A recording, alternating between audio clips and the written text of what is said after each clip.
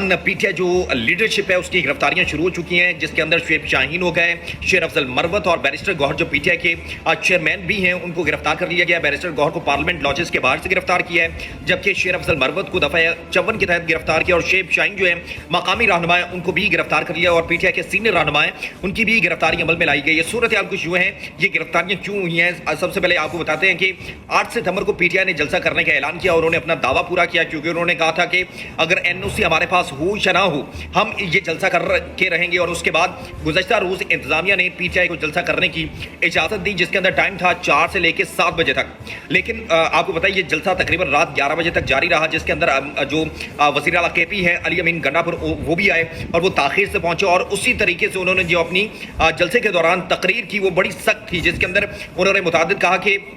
जो फैज़ हमीद हैं उनको हमने जर्नैल नहीं बनाया था, वो हमें विरासत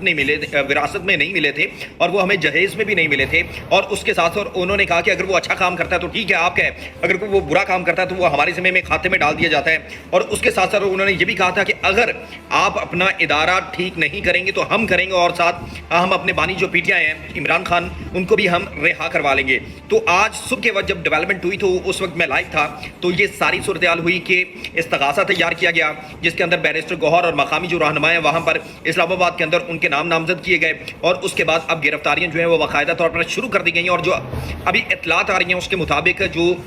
मजीद जो पीटीआई रहनुमा हैं उनकी गिरफ्तारियां की जाएंगी और उनके नाम भी नामजद उसके अंदर हैं। और अब ये देखना है कि ये हुकूमत क्या करती है, क्योंकि मेरे ख्याल से इस तरह की जब मुआशरत में इस्तेकाम हो, मुल्क के अंदर दहशत गर्दी की जो वॉर एंड टेरर हो, तो इस दौरान खुद ब खुद हुकूमत जो है वो इनको मजलूम बनने की एक मौका फराम करती है। फिर कहती है कि ये हुकूमत पता नहीं कहाँ से ये लोग इकट्ठे हो जाते हैं और उसके बाद ये मजलूम कैसे बन जाते हैं। भाई आप मजलूम उनको खुद बनाते हैं, आप उनको मौका खुद फराम करते हैं और फिर उनके पास एक जवाब पैदा हो जाता है और फिर आपको पता है पीटीआई जो है उसको मुकम्मल तौर पर इस्तेमाल करती है। तो इस वक्त